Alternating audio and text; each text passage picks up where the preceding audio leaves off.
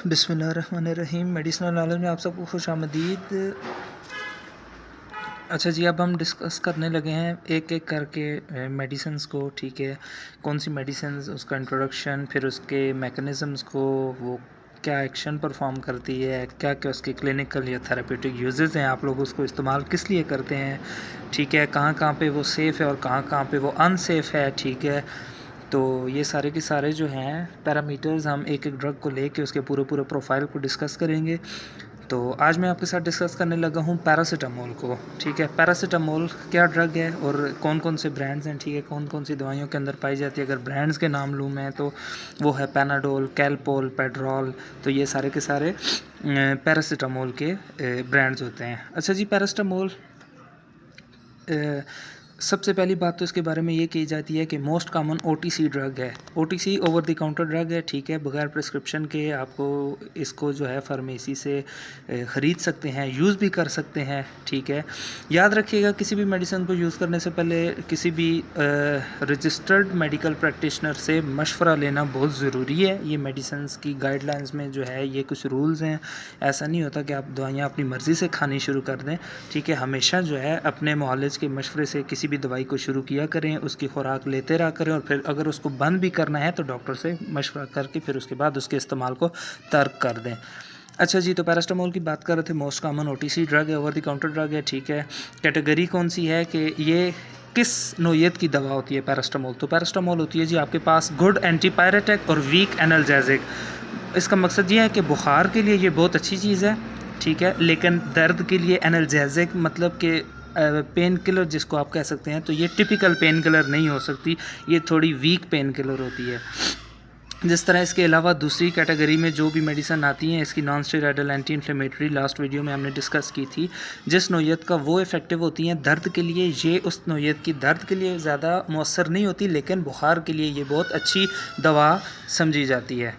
तो पैरास्टामोल का मैकेनिज़्म क्या होता है जी, हमने कहा कि ये एंटीपायरेटिक का मतलब है अगेंस्ट फीवर, अपने आपके फीवर को रिड्यूस करती है। ठीक है, या हाइपरथर्मिया जिसको कहा जाता है, increased body temperature due to any cause, तो ये उसको भी जो है वो बॉडी के टेम्परेचर को बढ़ने से रोकती है। तो इसका मैकेनिज़्म क्या होता है कि ये वो सेम जिस तरह non steroidal anti inflammatory drugs हमारी बॉडी में एक्ट करती हैं, वो हमने डिटेल में पीछे डिस्कस कर लिया था पहले एक वीडियो में। तो इसका मैकेनिज़्म यही है कि ये प्रोस्टाग्लैंडिन्स जो केमिकल मीडिएटर्स होते हैं उनके सिंथेसिस को इनहिबिट करती है हमारे ब्रेन के अंदर। ठीक है, ब्रेन के साथ मैंने लिखा है हाइपोथैलेमस। तो याद रखिएगा जो हमारी बॉडी के टेम्परेचर को कंट्रोल करने वाला जो सेंटर है या जहाँ पे हमारी बॉडी का टेम्परेचर कंट्रोल किया जाता है वो हमारी ब्रेन के अंदर हाइपोथैलेमस का जो रीजन होता है वो इस चीज़ को कंट्रोल करता है। या आप कह सकते हैं जैसे थर्मोस्टेट है, ठीक है, टेम्परेचर रेगुलेटिंग यूनिट, तो वो कौन सा है हमारी बॉडी के अंदर, ब्रेन, और ब्रेन के अंदर फिर उसका कौन सा पार्ट, हाइपोथैलेमस का। तो ये जो होती है जी जो प्रोस्टाग्लैंडिन्स को रिलीज़ होने से रोकती है। ठीक है, जो साइक्लोहेक्सिनेज पाथवे होता है, कॉक्स एंजाइम्स होते हैं उनको इनहिबिट कर देती है।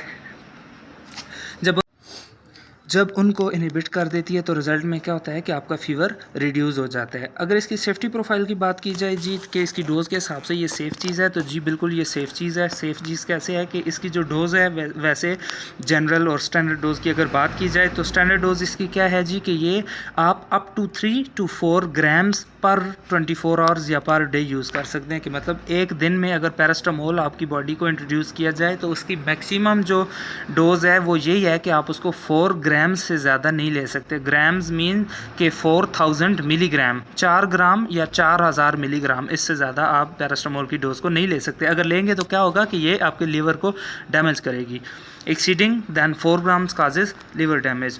अच्छा जी, अब इसके अलावा अगर इसकी डोजेज फार्म्स के बारे में बात की जाए कि पैरास्टामोल में आपके पास क्या क्या आता है कि आप क्या क्या ले सकते हैं, तो पैरास्टामोल में आपके पास टैबलेट्स भी आती हैं, गोलियां जिनको आप कहते हैं, सस्पेंशंस आती हैं, ठीक है, शरबत आते हैं, पीडियाट्रिक ड्रॉप्स आते हैं, बहुत छोटे बच्चों को देने के लिए इसमें ड्रॉप्स भी आते हैं, इंजेक्शंस आते हैं और इन्फ्यूजन्स भी आती हैं, कुछ इसमें ड्रिप्स भी आती हैं पैरास्टामोल की। अब इसके क्लिनिकल यूजेस डिस्कस करता हूँ आपके साथ। ठीक है, क्लिनिकल यूजेस क्या है कि मतलब आप किस किस मसले के लिए इसको ले सकते हैं, ये मैंने जनरल क्लिनिकल यूजेस जो हैं यहाँ पे मेंशन किए हैं। ठीक है, क्लिनिकल यूजेस मल्टीपल हो सकते हैं। ठीक है, मैंने बहुत मेजर या बहुत कॉमन आप कह सकते हैं यहाँ पे आपके सामने मेंशन किए हैं। अच्छा जी, तो सबसे मोस्ट कॉमन जो हम यूज़ करते हैं, ठीक है, ओवर द काउंटर इसकी सेल होती है इन सारे मसाइल के लिए है, तो ये मैंने वही क्लिनिकल यूजेस यहाँ पे मेंशन कर दिए। हेडेक सर के दर्द के लिए इस्तेमाल की जाती है, फीवर हाइपरथर्मिया उसके लिए इस्तेमाल की जाती है, बुखार के लिए।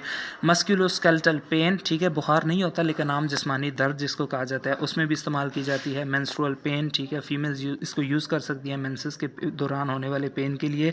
डेंटल पेन, ठीक है, दांत में मसूड़ों में दर्द के लिए भी दी जा सकती है। पोस्ट ऑपरेटिव सर्जरी पेन, ठीक है, किसी मरीज़ का कोई ऑपरेशन हुआ, किसी किस्म की सर्जरी हुई, उसके बाद जो है वो पेन को थोड़ा रिड्यूस करने के लिए तो पैरास्टामोल आप दे सकते हैं। अगर पैरास्टामोल तब तक इफेक्टिव हुई, उसने काम किया, पेन को रिड्यूस किया तो ठीक, ना किया तो फिर आप टिपिकल जो है वो पेन किलर्स की तरफ आ जाते हैं। खैर जी, ये थे इसके क्लिनिकल यूजेस बहुत ही मुख्तसर।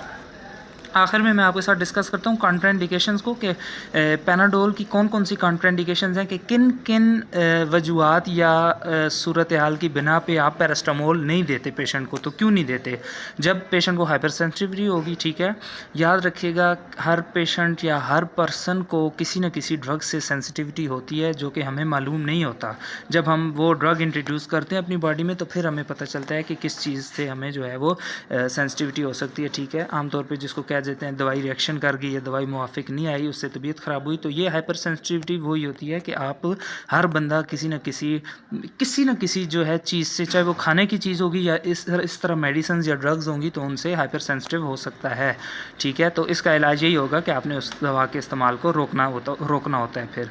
अच्छा जी, कॉन्ट्राइंडिकेशन में हाइपर सेंसिटिविटी की बात हमने कर ली। उसके अलावा एक्टिव लिवर डिजीज़, किसी मरीज़ को जिगर के कोई अमराज लायक हो चुके हैं, जिगर का कोई मसला चल रहा है, तो उसके दौरान आप इसको नहीं दे सकते। याद रखिएगा पैरास्टामोल का जो मेजर आप कह सकते हैं साइड इफ़ेक्ट है या कॉन्ट्राइंडिकेशन है वो ये है कि ये आपके लिवर को बहुत बुरी तरह डैमेज करने वाली चीज़ होती है।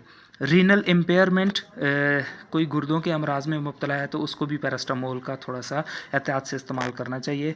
सिवियरली लो वेट इंडिविजुअल्स, ऐसे लोग जिनका जिस्मानी वज़न बहुत ही कम होता है या बहुत ही हद से ज़्यादा जो कमज़ोर होते हैं, ठीक है, उसमें बच्चे भी शामिल हैं, तो आप उनको नहीं दे सकते। एल्कोहल का मिसयूज़ करने वाले लोग भी पैनाडोल से बचें, ठीक है। जो लोग एल्कोहल का यूज़ करते हैं, मिसयूज़ करते हैं, तो उनका लिवर ऑलरेडी जो है वो थोड़ा सा डैमेज हो चुका होता है। तो हमने ऊपर ही कह दिया कि एक्टिव लिवर डिजीज़ में आप को पैनाडोल नहीं देनी चाहिए पेशेंट को, क्योंकि ये करती ही लिवर को डैमेज है। तो ये था पैरास्टामोल का थोड़ा सा जनरल सा इंट्रोडक्शन जी, ठीक है, कहाँ कहाँ आप इसको यूज़ कर सकते हैं। और याद रखिएगा पैरास्टामोल से लेकर किसी भी और ड्रग तक जो है कभी भी दवा का इस्तेमाल डॉक्टर के मशवरे से बगैर स्टार्ट ना करें, ठीक है। अपने तबीब से मशवरा करने के बाद दवा को शुरू किया करें, फिर उस दवा को जारी भी रखा करें, और जब दवा को बंद भी करना है तो अपने डॉक्टर के मशवरे से ही करें, ठीक है। अपनी सेल्फ़ मेडिकेशन से जितना हो सके बचा करें। ये दवाइयों का बेजा इस्तेमाल आपके जिस्म के अंदर बहुत सी तब्दीलियाँ ऐसी ले आता है कि जो लीड करती हैं फिर आपकी बीमारियों की तरफ, कि आपको ऐसे ऐसे मसाइल में मुब्तला भी कर सकती हैं ये दवाइयाँ जो आप सोच नहीं सकते। तो हमेशा जिस दवा की आपको ज़रूरत होगी वो आप अपने डॉक्टर के मशवरे से ही यूज़ करें।